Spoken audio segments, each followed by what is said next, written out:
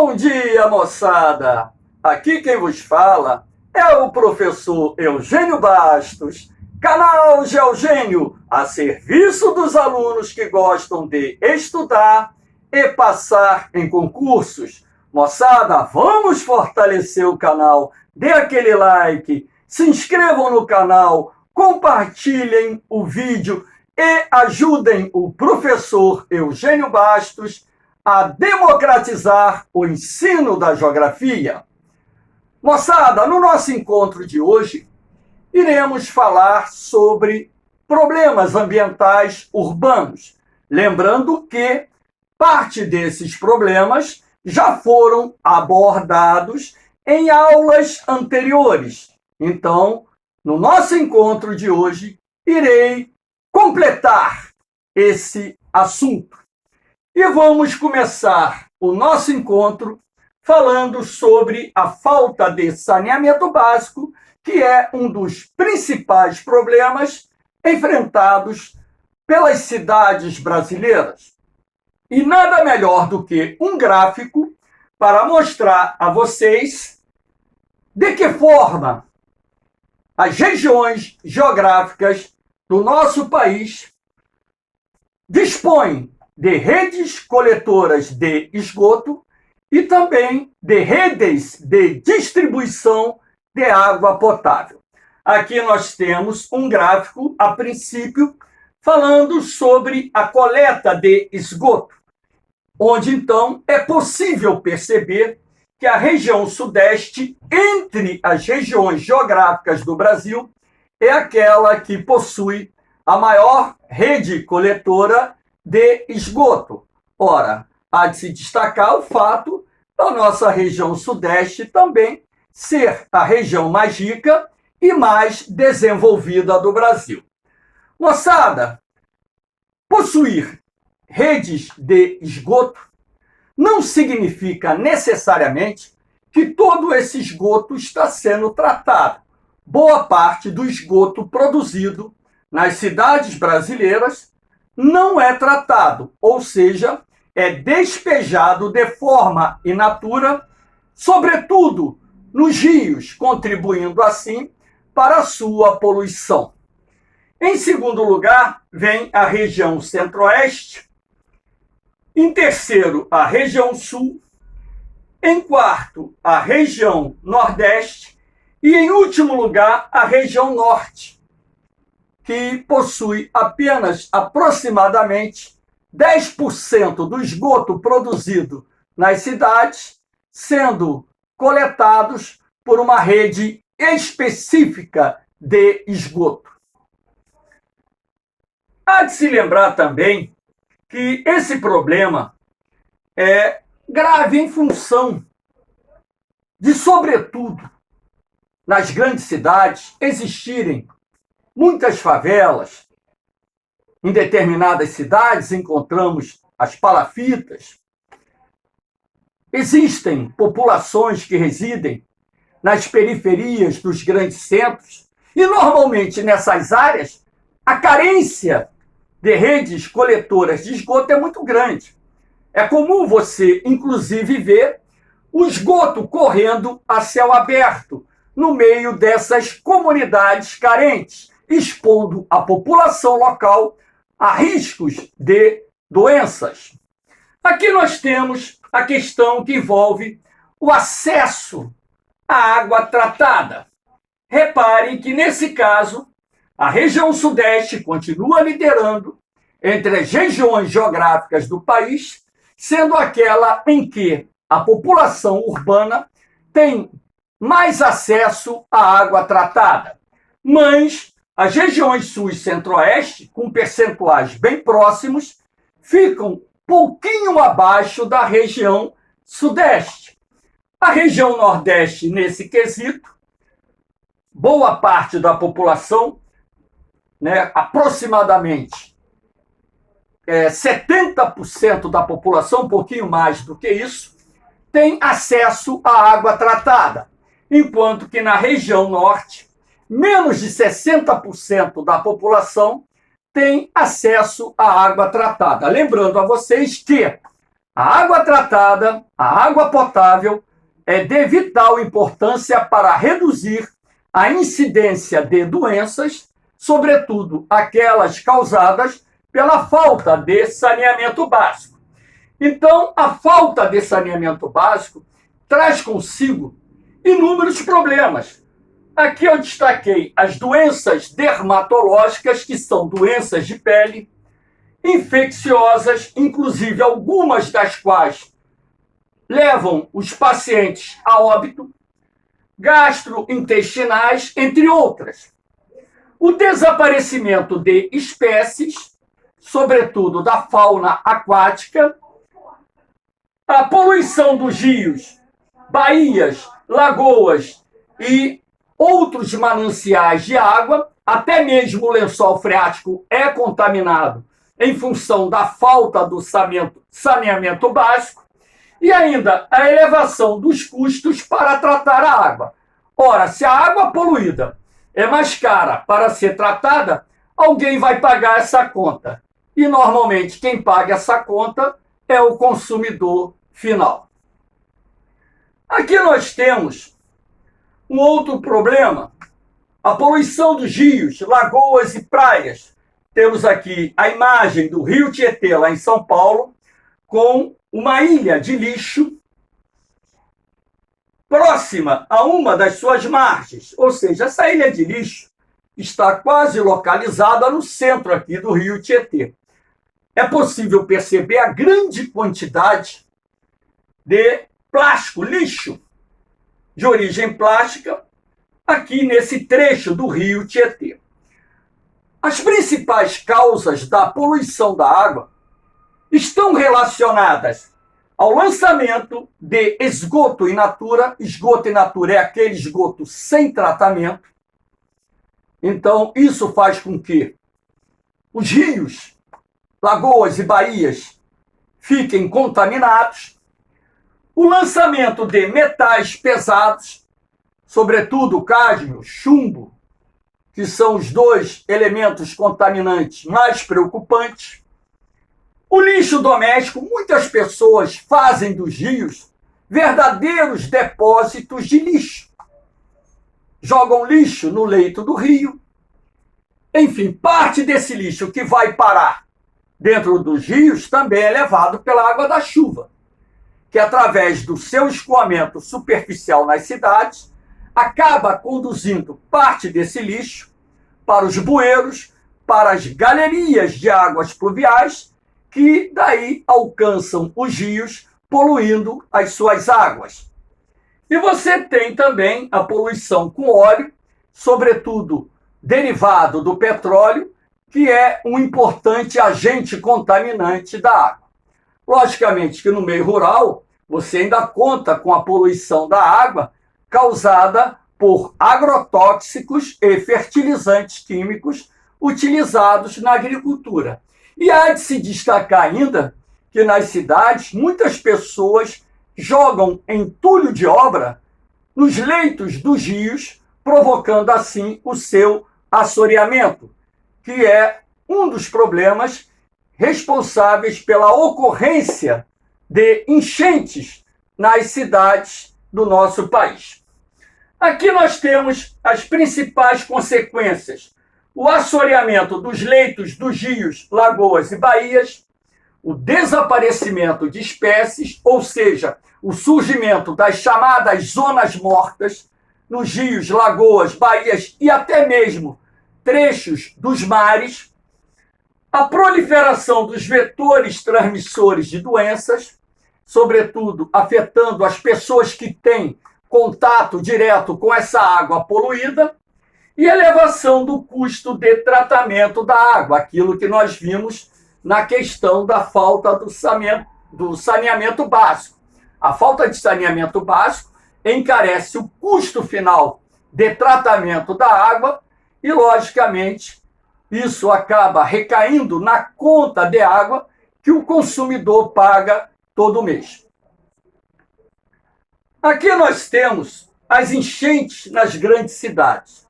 Logicamente que quando se trata da questão das enchentes, nós temos que levar em consideração alguns aspectos.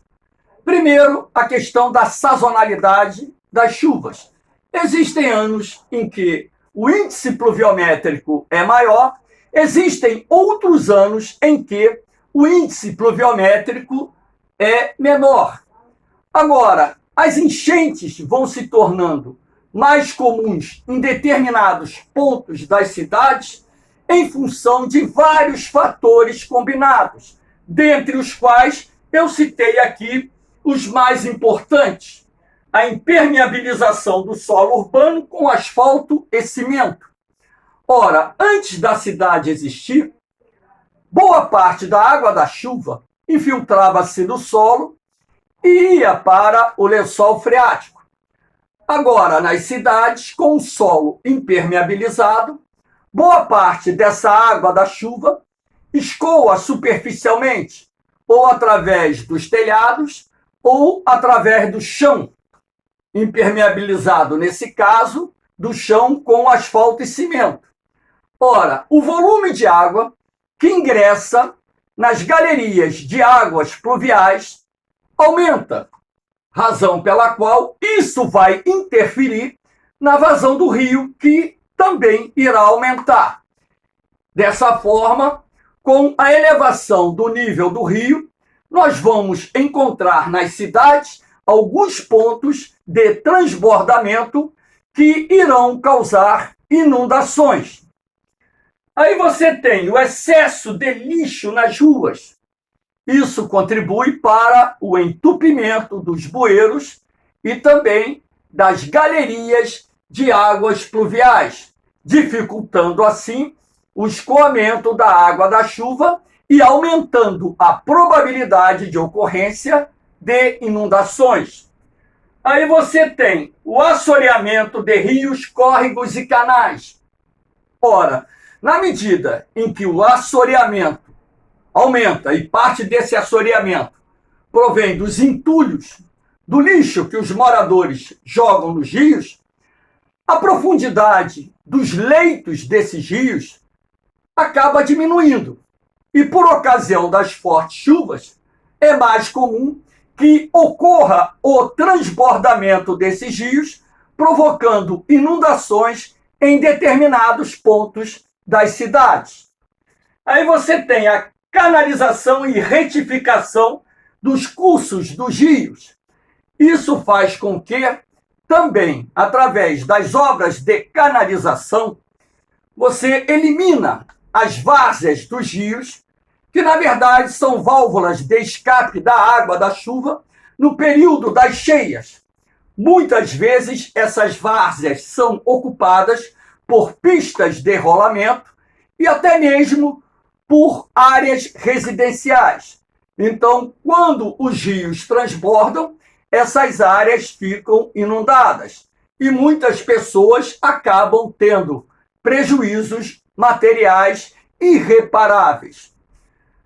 A retificação dos canais dos rios acelera o escoamento da água em determinados pontos, mas os rios normalmente possuem em alguns pontos pontos de estrangulamento, razão pela qual nesses pontos de estrangulamento torna-se comum a ocorrência de enchentes por ocasião das fortes chuvas, sobretudo aquelas mais demoradas.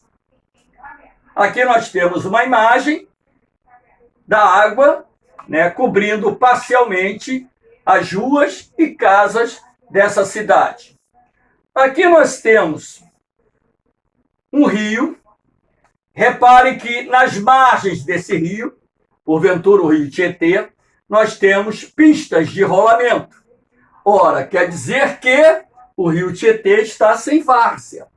Então, no verão é comum que a televisão mostre em alguns pontos, transbordamento do rio Tietê, na marginal do rio Tietê e também na marginal do rio Pinheiros, assim como ocorre em outras cidades do país.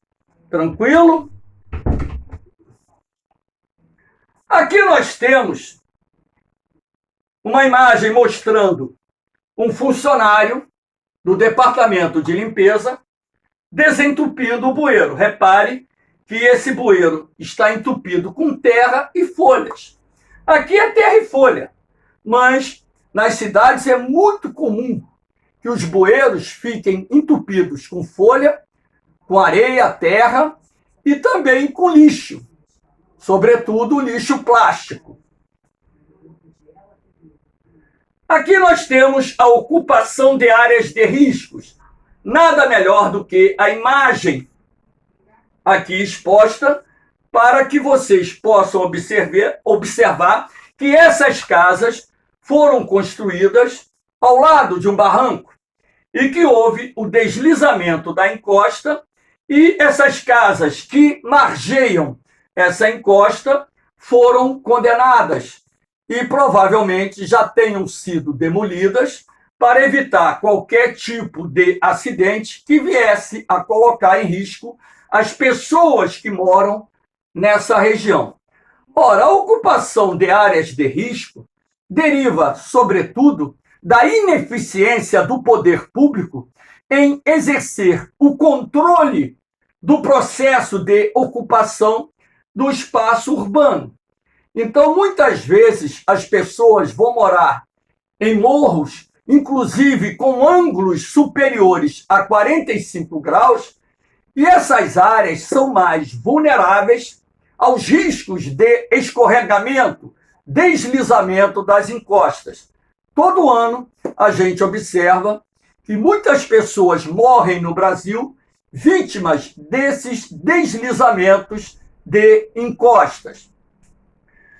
A ocupação das áreas de risco não se limitam, logicamente, às encostas dos morros, mas também ocorrem nas várzeas dos rios, que são aquelas áreas periodicamente inundadas por ocasião das cheias.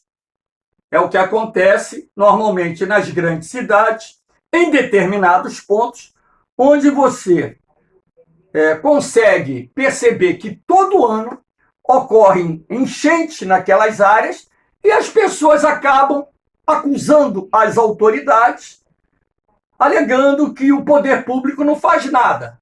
Ora, em tese, o poder público é responsável na medida em que permitiu que essas pessoas viessem a ocupar as áreas de risco.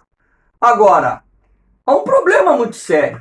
Haveria necessidade de desapropriar essas moradias, demolir, só que isso tem um custo financeiro muito grande e tem o custo social que o poder público não quer assumir. Eis um problema de difícil resolução. Aqui nós temos a poluição atmosférica, que é um dos graves problemas ambientais que ocorrem nos grandes centros urbanos industriais. Essa poluição deriva principalmente da queima de combustíveis fósseis utilizados em determinadas indústrias e também em boa parte dos veículos automotores, influindo assim na qualidade do ar que as pessoas que residem nas grandes cidades respiram. Além dos gases poluentes, você tem os gases derivados da decomposição do esgoto orgânico e também da decomposição do lixo orgânico, o gás sulfídrico, o metano, que deixa aquele mau cheiro no ar. E ainda, logicamente, você tem a poluição causada pela fuligem, derivada, sobretudo, da queima de combustíveis fósseis. A poluição atmosférica é, portanto, um problema muito sério que gera várias consequências, como, por exemplo, vamos observar aqui. Nessa imagem, que não é do Brasil, mas serve apenas para ilustrar, é uma imagem da China, onde se observa essa nuvem acinzentada, que não é nuvem de vapor d'água, a nuvem de vapor d'água é branca, essa nuvenzinha, essas nuvens brancas aqui são de vapor. Essa nuvem acinzentada provém de gases poluentes. A China, a Índia, por exemplo, são países que queimam muito carvão mineral e estão entre os países que mais contribuem para as emissões de CO2 na atmosfera e outros gases estufa.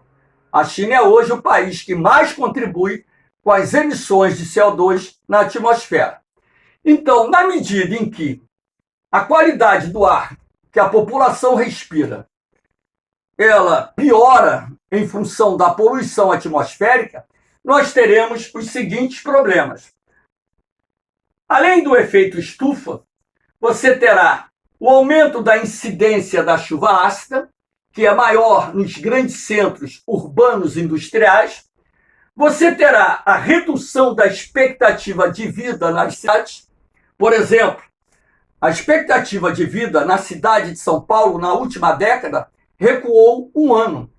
E o fator responsável por isso, a poluição atmosférica. A redução da vida das árvores encontradas nas cidades, o agravamento do quadro clínico das pessoas portadoras de doenças respiratórias.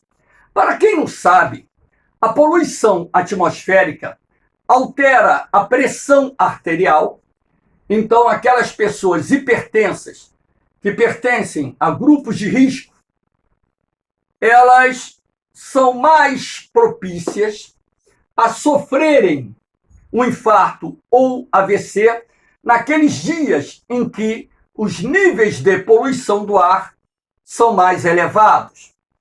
Como eu disse, a poluição altera a pressão arterial. Ora, a poluição atmosférica, ela pode inclusive causar câncer no pulmão.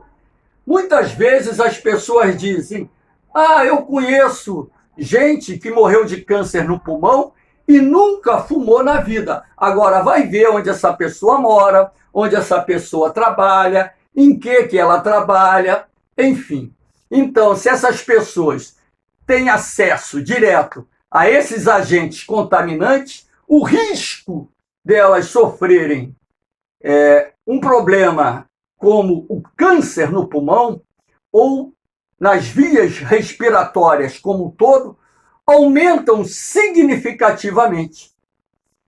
Então, esses são os principais problemas vinculados à poluição atmosférica. Lembrando que também, no caso dos portadores de doenças respiratórias, portador de asma, bronquite, o quadro clínico se agrava em função da poluição do ar, sobretudo naqueles dias de inversão térmica.